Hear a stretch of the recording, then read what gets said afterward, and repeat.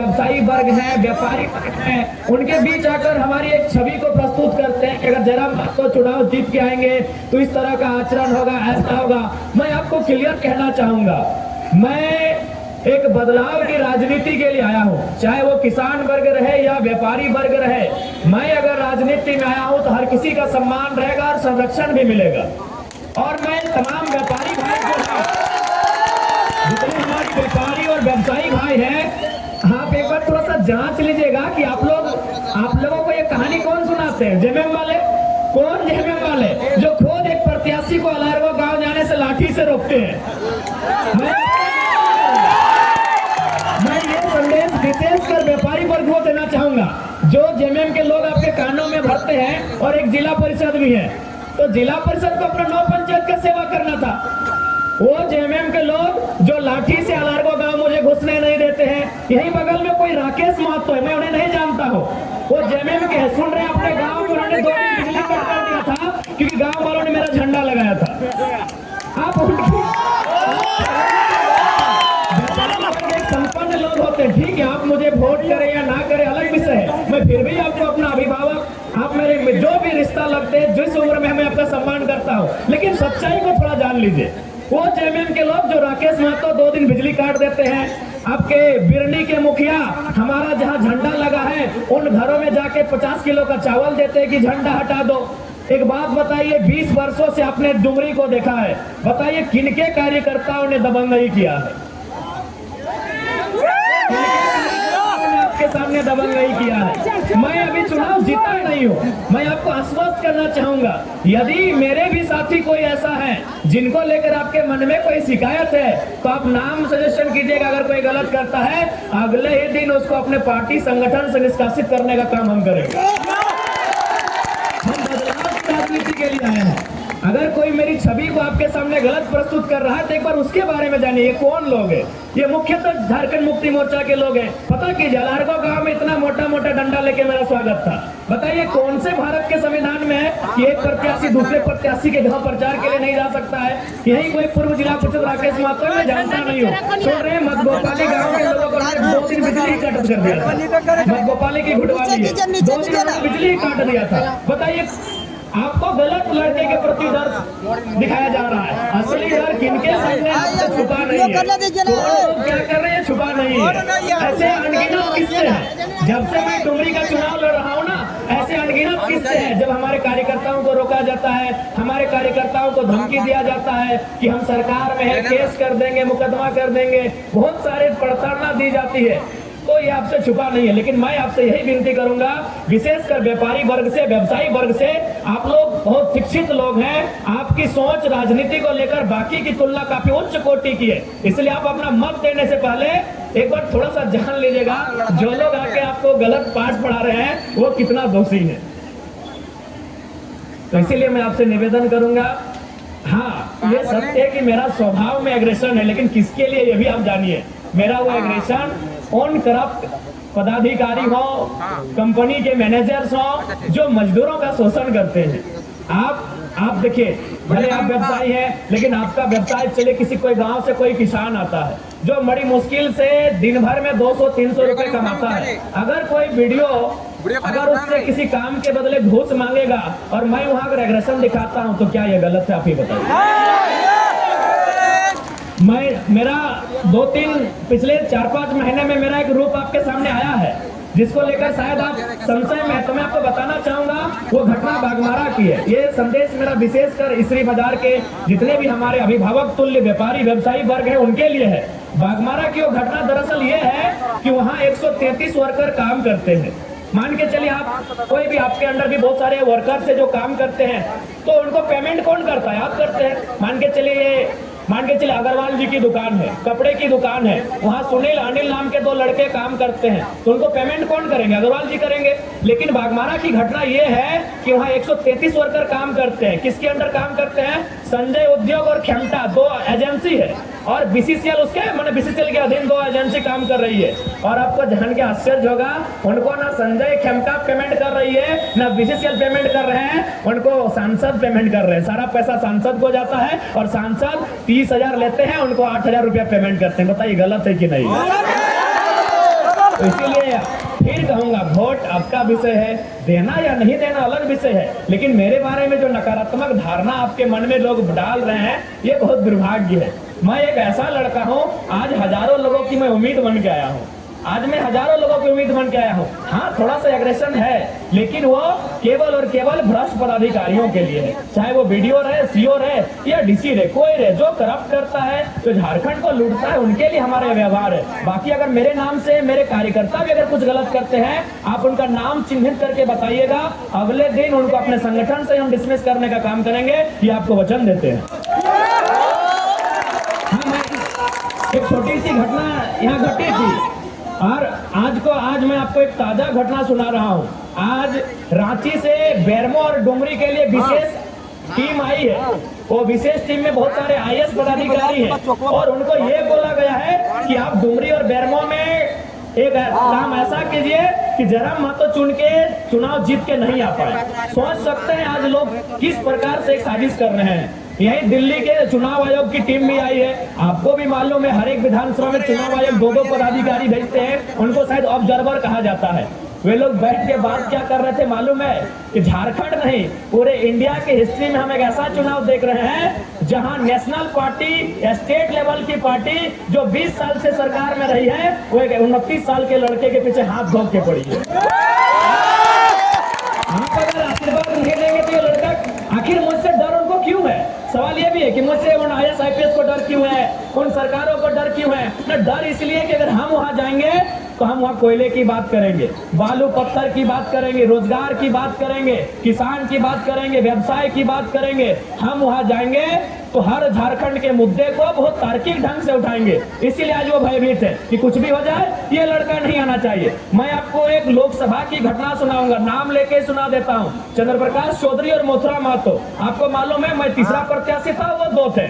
India से Mothra Mahato, NDA से चंद्र प्रकाश चौधरी। वो निरसा में बैठ के एक दिन मीटिंग कर रहे थे। क्या मीटिंग कर रहे थे मालूम है? कि बोले कुछ हो जाए, जयराम अगर जीत के आएगा तो तुम्हारा बेटा और मेरा बेटा का कैरियर खा जाएगा।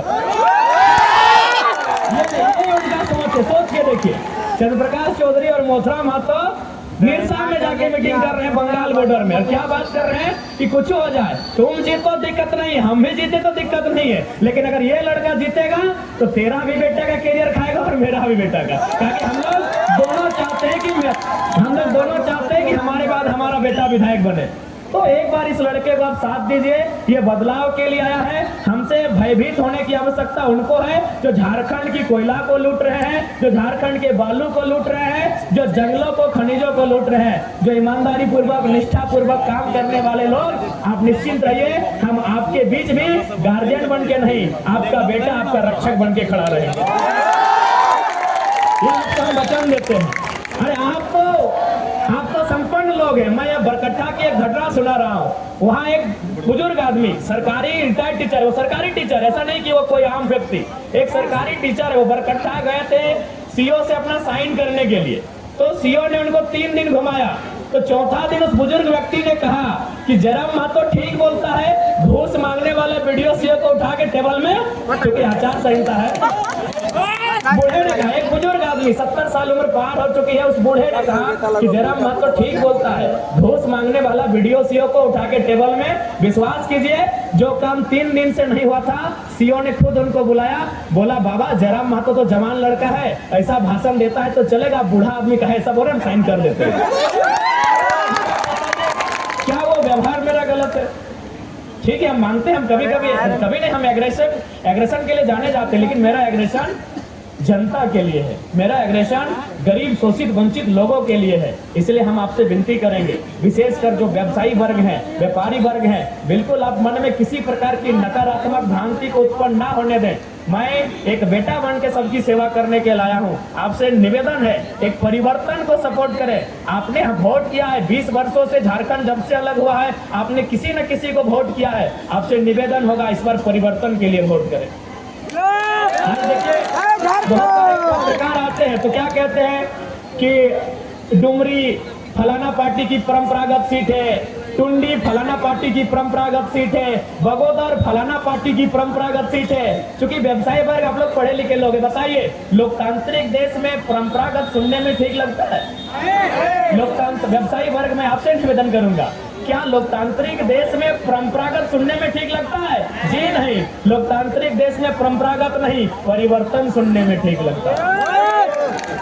मैं परिवर्तन के लिए आया हूँ, आपका आशीर्वाद मिले तो जरूर इस राज्य में परिवर्तन होगा।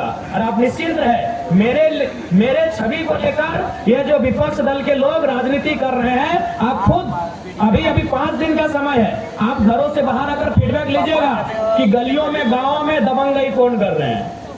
आप एकदम फीडबैक लीजिए। हम आज गए थे उत्तराखंड, वहां भी हमारे कार्यकर्ताओं को धमकाया गया, डराया गया।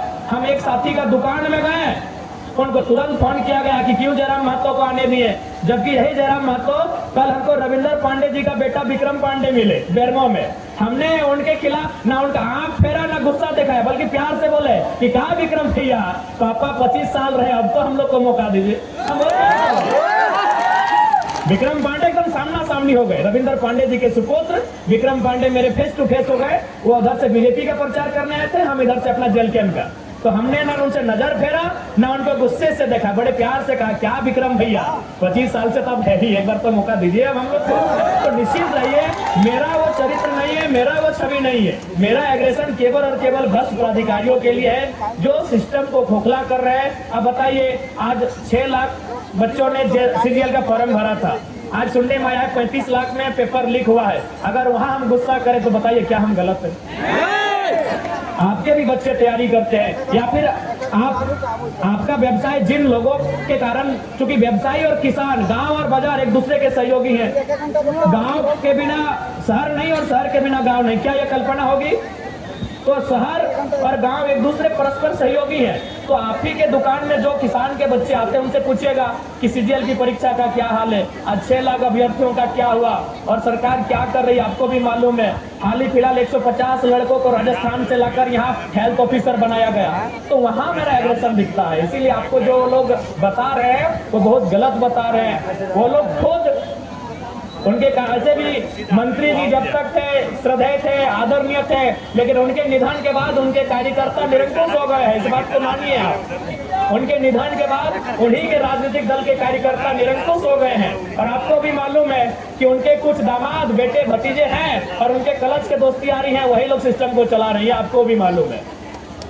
अभी एक बीएलओ बहन है, उत्तराखंड में एक बीएलओ बहन है, उनका बेटा मेरा समर्थक है। तो बताइए क्या गलत है? वो बीएलओ को फोन करके उनके प्रत्याशी का बेटा उनको बोलता है कि देख लीजिए ठीक नहीं हो रहा है, अगर हम लोग जीत गए तो बताइए आपका काम कैसे करेंगे।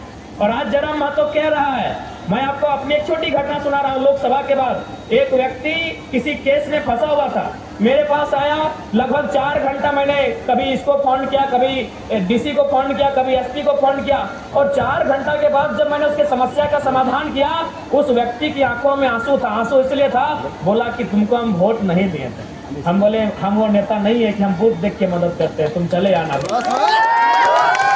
वोट देख के मदद नहीं करते। वो रो रहा था मेरे सामने, यार तुम कैसा नेता हो, हम तुमको वोट नहीं किए हैं, मेरा पूरा गांव से तुमको मात्र 20 वोट मिला है, फिर भी तुम 4 घंटा मेरे लिए परेशान रहे। हमने कहा कोई बात नहीं, तुम 2024 में भी वोट मत देना, हम 29 में मांगने जाएंगे, लेकिन मेरी शिकायत जनता से कभी नहीं रहेगी। मैं बताना चाहूंगा, यही सांसद चंद्र प्रकाश चौधरी जी, यही बगल में अतकी बरियतपुर गांव है, वहां के लोगों ने ट्रांसफार्मर का डिमांड किया। चौधरी जी ने क्या बोला मालूम है? कि तुम्हारा वोट तो जयराम महतो को गया, हम ट्रांसफार्मर क्यों दे? बताइए, एक सांसद के मुंह से शोभा देता है? मैं आपको जो प्रत्याशी है अभी विधायक के हमारे जेएमएम के, उनके भी बेटे की एक कहानी सुना रहा हूँ। जब मेरा रैली आ रहा था ना नॉमिनेशन के दिन, एक व्यक्ति ने हमको सिर्फ माला पहनाया था, आज वो व्यक्ति जेल के अंदर है। बस उसका कसूर था कि हमको माला पहनाया था, फिर चूंकि तो कुछ काम ऐसा था जो पुलिस से उनको रेड मरवा दिया, जबकि उससे पहले वो ठीक था। बस उसका गुनाह हुआ कि हमको उसने माला पहनाया। वो चंद्रपुरा या बंगियों की घटना है। तो बताइए कौन लोग नफरत की राजनीति कर रहे हैं, कौन लोग बदले की राजनीति कर रहे हैं? ये आपसे नहीं छुपा है मेरे अभिभावकों, मेरे भाइयों, मेरे साथियों। मैं एक नया लड़का आया हूँ, मैं परिवर्तन की राजनीति करने आया हूँ। और मैंने शुरू आज भी कहूंगा, जो लोग मुझे वोट देंगे उनका शुक्रिया, उनका धन्यवाद। जो नहीं देंगे उनसे मैं 2029 में अपील करूंगा, उस समय भी नहीं देंगे मैं 34 में अपील करूंगा, लेकिन जनता के लिए मेरा नकारात्मक व्यवहार कभी नहीं रहेगा। मैं जितने के बाद 90,000 या 1 लाख जो लोग मुझे वोट देंगे मैं उनका विधायक थोड़ी रहूंगा। मैं डुमरी की 3.5 लाख आबादी का विधायक रहूंगा। मैं मंत्री बना, मुख्यमंत्री तो झारखंड के 3.5 करोड़ व्यक्ति का नेता रहूंगा। इसीलिए वोट जिसने दिया उनको भी शुक्रिया, नहीं देंगे उनका भी शुक्रिया। जनता है, जनता जिस दिन उनको हमको लगेगा देंगे, तो इसलिए मेरा वो व्यवहार बिल्कुल भी नहीं है। आप 2 साल से पहले अगर जानना, यही मैं इन कस्बों में फुटबॉल क्रिकेट खेलने आता तो आपके अंदर एक मैदान है, वहाँ मैं फाइनल जीत के गया हूँ। आपके अंदर एक मैदान है, वहाँ हम डे नाइट फाइनल जीत के गए हैं। ऐसा नहीं है कि मेरा व्यवहार बस 2 साल का ये राजनीति का कैरियर है। 2 साल पहले हम भी पढ़ने वाला छात्र यही इसरी बाजार से जो शिवम विजय बस गुजरती थी उसको हम तो झांसी चढ़ते थे, धनबाद पढ़ने जाते थे। उसके अलावा मेरा कोई और रोल ही नहीं रहा था। तो इसलिए मैं तमाम व्यवसायी वर्ग से कहना चाहूंगा, आप लोग जिनको वोट दें ये आपकी स्वतंत्रता है। आप मेरा झंडा ना लगाएं ये आपकी स्वतंत्रता है, लेकिन आप मेरे बारे में मिसअंडरस्टैंडिंग ना रखें। बस यही मैं आपको संदेश देने आया हूँ। आप बिल्कुल अब जिनको वोट दें वो आपकी स्वतंत्रता है, वो आपका विवेक है। आप किसी भी पार्टी का झंडा लगाएं वो आपकी स्वतंत्रता है। मैं उसके लिए कभी कुछ नहीं कहूंगा, किसी से नहीं कहूंगा। लेकिन हाँ, मेरे बारे में जो एक मिसअंडरस्टैंडिंग का कंसेप्ट चलाया जा रहा था, विशेषकर जेएमएम वालों और एक कोई जिला परिषद है सुरेंद्र साहू करके, तो थोड़ा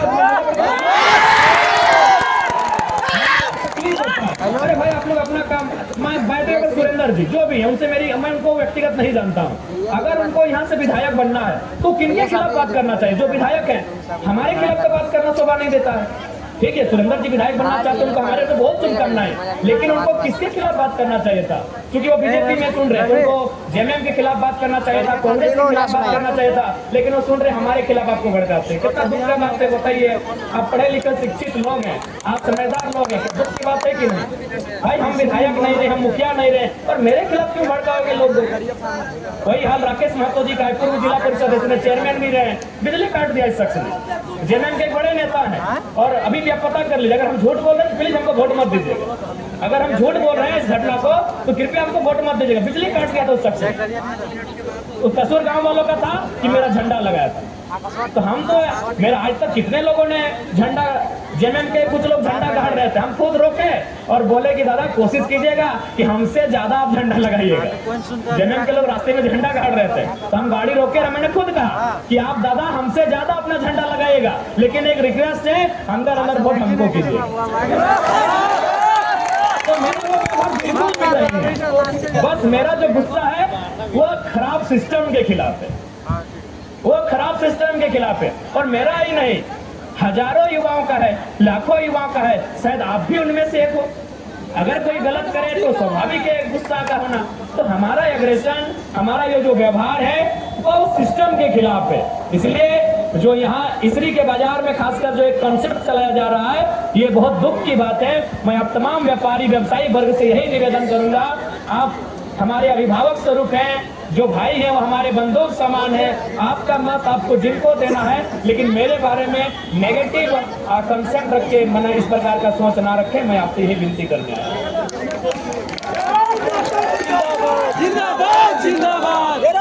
और ऐसा नहीं है जैसे एक कंसेप्ट दिया था चंदा को, तो ऐसा कुछ नहीं है। हम लोग तो साल में एक कार्यक्रम होता है वो करम के अवसर में, तो उसमें तो लोग स्वेच्छा से मांगते थे। अजंता स्वीट्स ने काफी मदद किया था, उनको धन्यवाद जो भी अजंता स्वीट्स।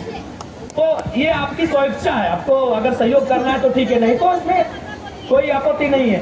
तो ये मिसअंडरस्टैंडिंग आपसे आग्रह होगी कि कृपया इस मिसअंडरस्टैंडिंग के तहत मैंने वोट को लेकर थिंकिंग ना रखें, ये हमारी आपसे प्रार्थना है। पुनः हम यही कहेंगे, वोट देना ना देना ये आपका विषय है, ये आपके वोट की स्वतंत्रता है। लेकिन जिस प्रकार से ये लोग, कुछ लोग हैं जो नेगेटिविटी को फैलाने का काम करते हैं, उनसे थोड़ा सचेत रहिएगा, यही हमारी आपसे प्रार्थना है। क्योंकि सड़क बाधित हो रही है और यातायात भी बाधित हो रही है, इसलिए थोड़ा सा समय को देखते हुए बस यही ये विशेष संदेश मेरा व्यवसायी वर्ग जो इसरी बाजार से हो, लिहिया घाट के बाजार से हो, या कहीं विशेषकर इसरी बाजार और डुमरी बाजार, साहब, जहाँ दो नेता, एक इधर जिला परिषद साहब और एक उधर पूर्व जिला परिषद के कुछ लोग आके आपको जो कंसेप्ट बताते हैं, आप भी समझदार लोग हैं, काफी मतलब आप चेतना है राजनीति की, आप में समझ है, सूझबूझ है, आप कर हो ना। आप सभी को मेरा ढेर सारा आप सभी को प्रणाम, आप सभी को जोहार, आप सभी को मेरा नमस्कार, आप सभी को मेरा सलाम।